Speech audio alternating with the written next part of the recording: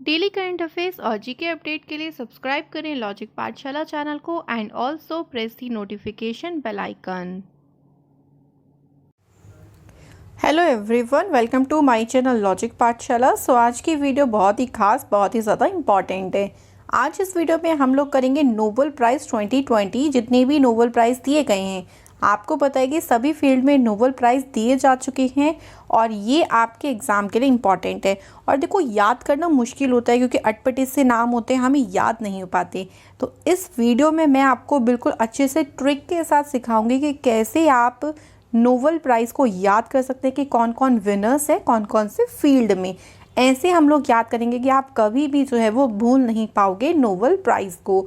उसके बाद थोड़े से प्रैक्टिस क्वेश्चंस यहाँ पर हम लोग करेंगे ताकि आपके एग्ज़ाम में अगर कोई भी यहाँ से क्वेश्चंस बन जाए तो आप लोग हर क्वेश्चन को अटेंड कर पाओ। और बस आपसे एक सभी से रिक्वेस्ट है कि अगर आप सभी को वीडियो हमारी अच्छी लगी और ट्रिक पसंद आए सो वीडियो को लाइक करें, शेयर करें और ऑल्सो सब्सक्राइब करें लॉजिक पाठशाला चैनल को। तो चलिए फिर शुरू करते हैं नोबेल प्राइज़ के बारे में। तो पहले थोड़े से इसके बारे में जान लेते हैं। देखो, नोबेल प्राइज़ ये है क्या। सबसे पहले अगर नोबेल प्राइज़ की बात करें तो एल्फ्रेड नोबेल का नाम आई होप तो सभी ने सुना होगा। इन्होंने डायनामाइट का आविष्कार किया था जो कि एक विस्फोटक है और इन्हीं की याद में 1901 से ये जो प्राइज़ है उसे देना शुरू कर दिया गया था। ठीक है, तो यहाँ पे ध्यान रखना है कि नोबेल प्राइज़ जो है वो किसकी स्मृति यानी किसकी याद में दिया जाता है, तो ये दिया जाता है एल्फ्रेड नोबेल की याद में। टोटल अगर हम बात करें ये 6 फील्ड में दिया जाता है, लेकिन ध्यान रखना जब नोबेल प्राइज़ की स्टार्टिंग हुई थी तो ये ओनली 5 फील्ड में ही दिया जाता था। मेडिसिन यानी चिकित्सा, फिजिक्स भौतिक, केमिस्ट्री यानी रसायन, लिटरेचर साहित्य, पीस और शांति। तो ये सिर्फ 5 फील्ड में दिया जाता था जब ये शुरू हुआ था यानी 1901 में। उसके बाद इसमें इकोनॉमिक्स यानी अर्थशास्त्र को जोड़ा कब से गया, 1968 से। तो एग्ज़ाम में क्वेश्चन बनता है कि अर्थशास्त्र को नोबेल प्राइज़ की श्रेणी में कब जोड़ा गया। तो आप लोग ध्यान रखना 1968 में जो है वो इस फील्ड में भी नोबेल प्राइज़ जो हैं वो दिए जाने लगे थे। ठीक है, तो आप लोग इतना ध्यान रखना। इसके अलावा एक और चीज़ ध्यान रखना है आपको कि ये जो नोबेल प्राइज़ होते हैं ना, ये कहाँ की गवर्नमेंट इसको देती है, तो स्वीडिश यानी स्वीडन की जो गवर्नमेंट है वो नोबेल प्राइज़ डिस्ट्रीब्यूट करती है। और एक को छोड़ के किसको, शांति को, क्योंकि जो शांति का क्षेत्र होता है मतलब जो शांति वाला फील्ड होता है ना, उसके जो भी नोबेल प्राइज़ दिए जाते हैं वो नॉर्वे की गवर्नमेंट के द्वारा दिए जाते हैं। ठीक है, ध्यान रहेगा, शांति का नॉर्वे और बाकी सारी की नोबेल प्राइज़ कौन देता है, स्वीडिश की गवर्नमेंट देती है। तो ये तो ओवरऑल जनरलाइजेशन था कि नोबेल प्राइज़ क्या होता है। अब हम अपनी ट्रिक को शुरू करते हैं जो बहुत ही ज़्यादा इम्पॉर्टेंट होगा, तो वीडियो स्किप नहीं करना है बिल्कुल भी। ठीक है, चलिए सबसे पहले बात कर लेते हैं चिकित्सा का नोबेल प्राइज़ यानी मेडिसिन में नोबेल प्राइज़ किसे मिला है। तो नाम आप लोग देखें, माइकल ह्यूटन एक ब्रिटिश वैज्ञानिक हैं, चार्ल्स एम राइस जो एक अमेरिकी वैज्ञानिक हैं और हार्वे जे एल्टर जो कि भी एक अमेरिकी वैज्ञानिक हैं। और मैंने रीज़न भी यहाँ पे दिया है कि इन्हें क्यों दिया गया है ये नोबेल प्राइज़। ठीक है, चलो रीज़न देखो, यहाँ पे आप रीज़न देख सकते हो कि इन्हें जो नोबेल प्राइज़ दिया गया है, क्यों दिया गया है, क्योंकि इन्होंने हेपेटाइटिस सी वायरस की जो है वो खोज करी थी। तो ये आप लोगों को ना ध्यान रखना है, रीज़न भी ध्यान रखना है। ठीक है, हेपेटाइटिस सी वायरस की खोज से पहले ना हेपेटाइटिस ए और हेपेटाइटिस बी वायरस की खोज काफ़ी आगे बढ़ चुकी थी, लेकिन हेपेटाइटिस सी वायरस की पहचान करना काफ़ी ज़्यादा मुश्किल हो रहा था। तो इसी को ही करके दिखा दिया था इन तीनों वैज्ञानिकों ने, तो इसलिए संयुक्त रूप से इन तीनों को दिया गया है। अब याद कर लेते हैं कि इसको किस तरीके से याद करेंगे। वेरी इंपॉर्टेंट, ध्यान से सुनना। देखो, सबसे पहले नाम क्या है हमारा, माइकल ह्यूटन। ठीक है, अगर हम बीमार पड़ते हैं तो हम कहाँ जाते हैं, सोचिए। तो अगर हम बीमार पड़ते हैं तो हम ऑब्वियसली कहाँ जाएंगे, डॉक्टर यानी चिकित्सक के पास जाएंगे। तो चिकित्सक के पास जाएंगे तो यहाँ से आप लोग चिकित्सा बना सकते हो। अब देखो, माइकल ह्यूटन यानी हम टाउन में जा रहे हैं। ठीक है, इस तरीके से ध्यान रखना है आप लोगों को। तो टाउन में कहाँ जा रहे हैं, डॉक्टर के पास। तो भाई यहाँ से हो गया माइकल ह्यूटन। अब जब हम डॉक्टर के पास गए तो उन्होंने हमें बोला कि आपको अल्सर की बीमारी है। अल्सर से आप याद कर लो ऑल्टर। ठीक है, थोड़ा सा यहाँ पे ना रिलेट कर लो। अब आपको अल्सर की बीमारी है तो डॉक्टर ने कहा है कि राइस जो है वो नहीं खाना, यानी राइस का परहेज करना है, नहीं तो बीमारी बढ़ जाएगी। तो राइस से क्या हो जाएगा, Charles M Rice. I hope so ये ट्रिक आप लोगों को समझ में आई होगी कि किस तरीके से हम इसको याद कर सकते हैं। ठीक है, आप लोगों को अच्छे से ट्रिक से याद करोगे तो बिल्कुल भी एक भी नाम नहीं बोलोगे। ठीक है, और ध्यान रखना है कि इन्होंने हेपेटाइटिस सी वायरस की खोज की थी और इसी के लिए ही इन्हें नोबेल प्राइज़ इन मेडिसिन दिया गया है। आई होप सो फर्स्ट वाला क्लियर हो गया होगा। चलिए सेकंड आ जाता है रसायन का नोबेल प्राइज़। भाई केमिस्ट्री में नोबेल प्राइज़ किसे मिला है, इमैनुअल चारपेंटियर को और जेनिफर ए डूडना को। देखो जो चारपेंटियर हैं ये फ्रांस के हैं वैज्ञानिक, और जो जेनिफर ए डूडना है ये अमेरिका के वैज्ञानिक है। मैं सबकी यहाँ पे पिक्चर्स आपको प्रोवाइड कर रही हूँ। अब देखो इन दोनों को क्यों दिया गया है। सबसे पहले बात होती है ना क्यों दिया गया है, तो इन्होंने जीनोम एडिटिंग की जो है वो जीनोम एडिटिंग का एक नया तरीका जो है खोज निकाला था, और इसी के लिए ही इन्हें यहाँ पर इस प्राइज़ से सम्मानित किया गया है। अब ये जीनोम एडिटिंग क्या होता है, ये एक ऐसा तरीका होता है जहाँ पे आप क्या कर सकते हो, डीएनए में परिवर्तन कर सकते हो। जैसे मान लो इसका फ़ायदा क्या होगा, ये पता भी तो होना चाहिए ना। देखो इसका फ़ायदा ये होगा कि अगर किसी व्यक्ति को मान लो कोई जेनेटिक बीमारी, जेनेटिक का मतलब होता है कि हमारे परिवार से हमारे को, जैसे हमारे माता पिता को वो बीमारी होगी, फिर वो बीमारी हमें हो जाएगी, हमें होने के बाद वो हमारे बच्चों में हो जाएगी। इस तरीके से वो जेनेटिक चली आ रही है। तो उसे ख़त्म करने के लिए, उसे रोकने के लिए हम अपने क्या कर सकते हैं, डीएनए को फेरबदल कर सकते हैं, ताकि उस जो जेनेटिक बीमारी है उसको ठीक किया जा सके कि भाई हमारे बाद हमारे बच्चों के अंदर वो बीमारी ना जाए। तो इस तरीके से डीएनए को यहाँ पे क्या किया जाता है, रिप्लेसमेंट या फिर उसे मॉडिफाई किया जाता है, और इसी का ही तरीका इन्होंने खोज लिया था। तो इन्हें केमिस्ट्री में नोबेल प्राइज़ दिया गया है। अब आ जाता है ट्रिक, कैसे याद करें। देखो बहुत इजी ट्रिक है इसकी। तो देखो चारपेंटियर से आप क्या याद रख सकते हो, कारपेंटर हो जाएगा ना, चारपेंटियर कारपेंटियर इस तरीके से बन जाएगा। अब देखो जो कारपेंटर होता है, मतलब हमें क्या करना है, कारपेंटर मतलब वो केमिकल्स का यूज़ करता है अपने काम करने के लिए। तो केमिकल्स का यूज़ करता है, केमिकल से क्या आ जाएगा, केमिस्ट्री। अब देखो जेनिफर ए डूडना में तो आपको यहाँ पे दिख ही रहा है डीएनए, और इन्होंने डीएनए में ही तो परिवर्तन किया था। तो दोनों यहाँ से आप लोग रिलेट कर सकते हो। देखा, बहुत ही ज़्यादा इजी है अगर आप इन ट्रिक को एक बार माइंड में फिक्स कर लो। चलिए इसी के चलते बढ़ते हैं अपने अगले पुरस्कार पे, जिसमें है फिज़िक्स का नोबेल प्राइज़। तो देखते हैं फिज़िक्स का नोबेल प्राइज़ है वो यहाँ पे किसे दिया गया है। देखिए फिज़िक्स का जो नोबेल प्राइज़ है ना, ये 3 लोगों को दिया गया है। यहाँ पे 3 लोगों के नाम लिखे हुए हैं, कौन कौन से, Andrea M Ghez, Roger Penrose, Reinhard Genzel. इन तीनों को यहाँ पर मिला है संयुक्त रूप से फिज़िक्स का नोबेल प्राइज़।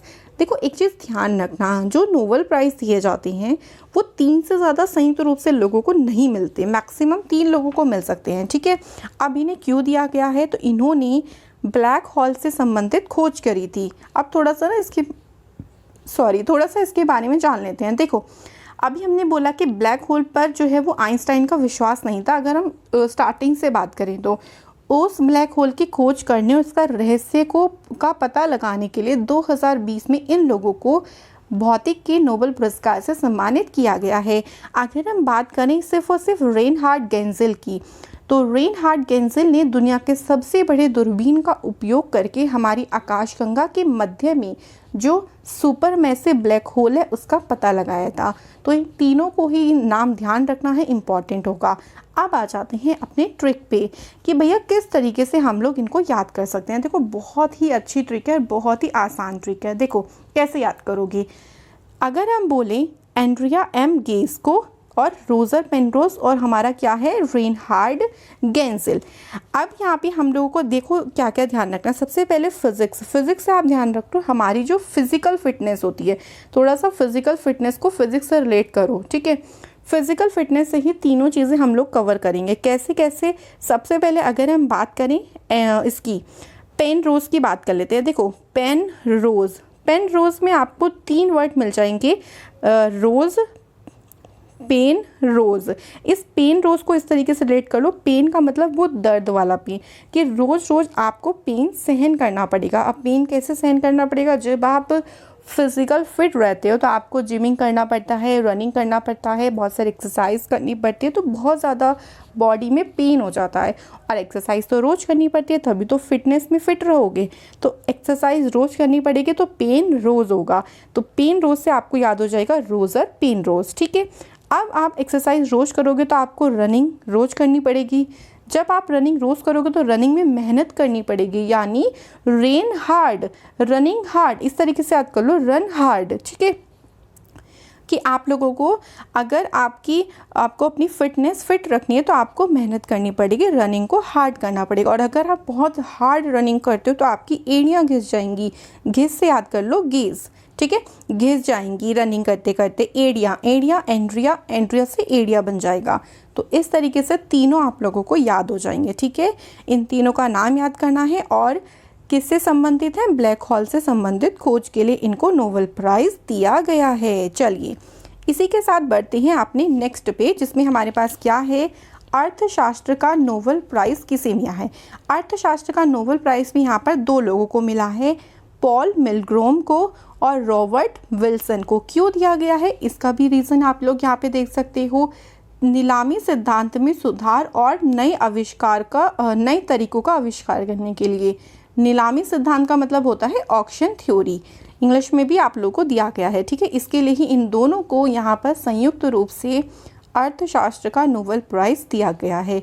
अब इसको याद करने का तो बहुत ही अच्छा तरीका है। देखो यहाँ पे विल्सन से सन लेना है हमें और मिलग्रोम से मिल को लेना है। तो एक स्टोरी बनाते हैं छोटी सी कि भाई एक सन है, मतलब किसी का एक बेटा है, उसने पूरी की पूरी मिल का क्या कर दिया, ऑक्शन कर दिया, मतलब पूरी की पूरी मिल को नीलाम कर दिया। अब जब नीलाम कर दिया तो उसने क्या किया, उस पैसे से कॉमिक्स खरीद ली, क्योंकि उसको बहुत ज़्यादा कॉमिक्स पसंद थी।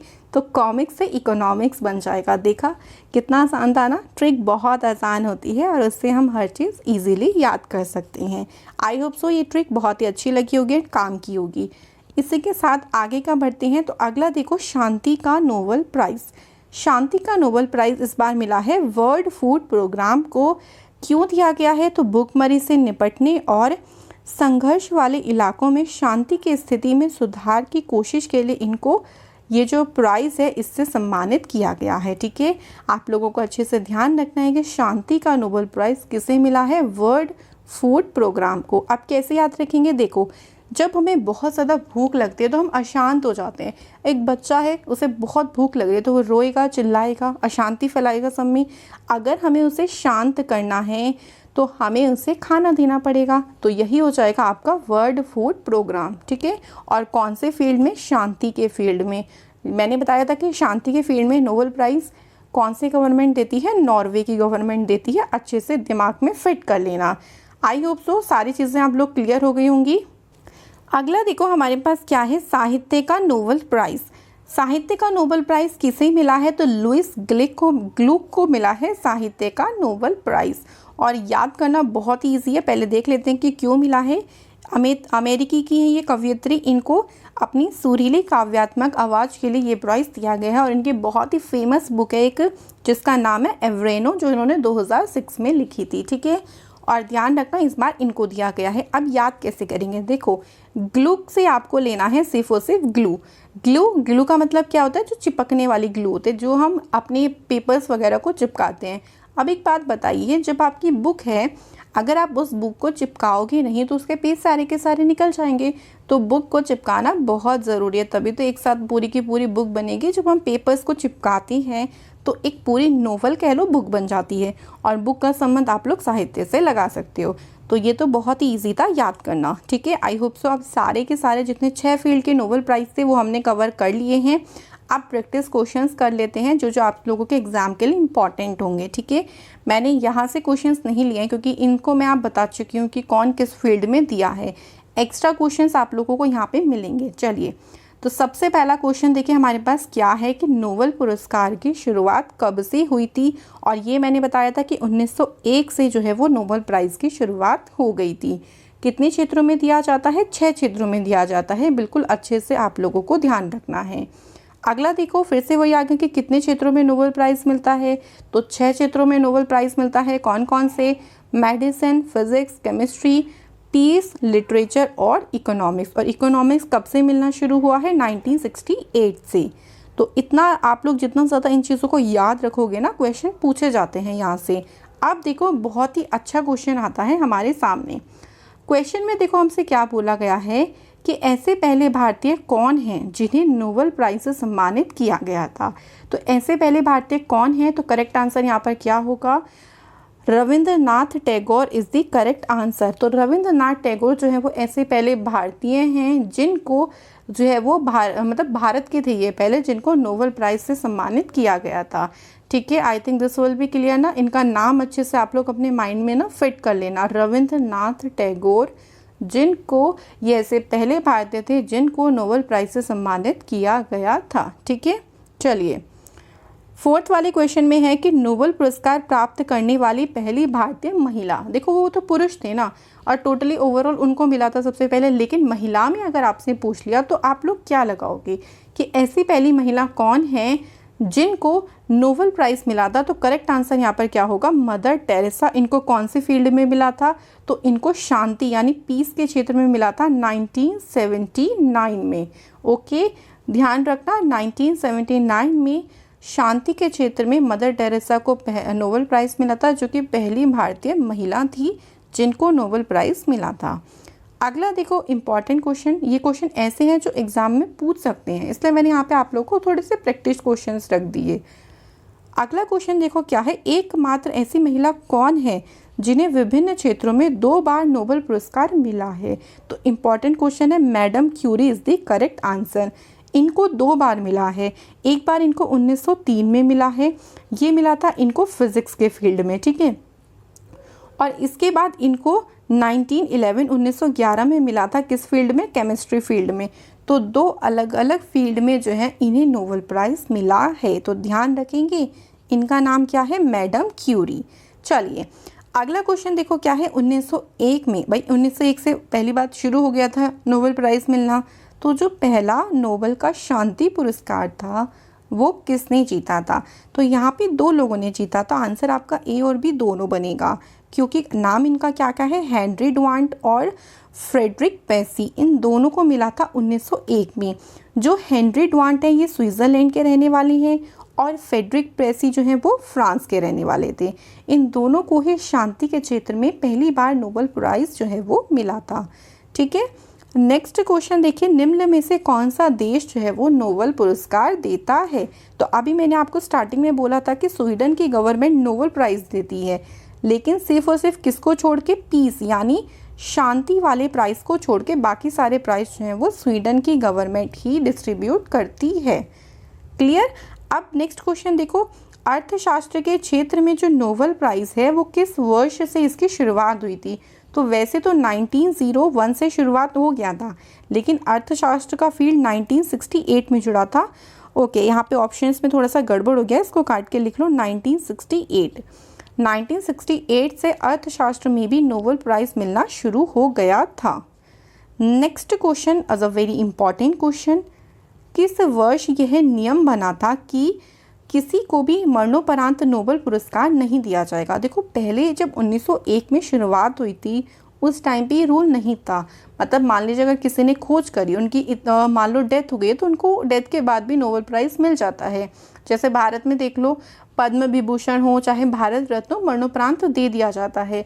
लेकिन नोबेल प्राइज़ में एक रूल बना था कि 1974 में कि मरणोपरांत किसी को भी नोबेल पुरस्कार नहीं दिया जाएगा। ध्यान रखेंगे, इसको इम्पॉर्टेंट क्वेश्चन होगा कि मरणोपरांत जो है वो कौन सा नोबेल प्राइज़ जो है वो किसी भी फील्ड में दिया नहीं जाएगा। 1974 में ये रूल बना था। 10th वाला क्वेश्चन देखो, शांति के क्षेत्र में नोबेल पुरस्कार कहाँ दिया जाता है? तो नॉर्वे की गवर्नमेंट देती है शांति के फील्ड में Nobel prize. I think this will be clear. अच्छे से आप लोगों को सारी चीज़ें क्लियर हो गई होंगी, और इतने सारे जो मैंने क्वेश्चंस बताए हैं ये इंपॉर्टेंट क्वेश्चंस हैं। ठीक है, बाकी आप लोगों को जो ट्रिक बताई है वो आप लोग अच्छे से ध्यान रख लो, तो नोबेल प्राइज़ आप लोग कभी भी नहीं भूलोगे। आई नो कि ये इम्पॉर्टेंट है और इसको याद करना मुश्किल होता है, लेकिन अब से मुश्किल नहीं रहेगा। तो चलिए फिर आई होप सो ये वीडियो आप लोगों को पसंद आई होगी, एंड पसंद आए तो प्लीज़ लाइक ज़रूर करें वीडियो को, एंड शेयर कर सकते हैं आप सभी के साथ। एटलीस्ट आप 10 ग्रुप में इस वीडियो के PDF को भी शेयर करें, बाकी PDF आपको टेलीग्राम ग्रुप पे मिल जाएगा। तो चलिए फिर मिलेंगे नेक्स्ट वीडियो में। Take care, goodbye, all the best for your success.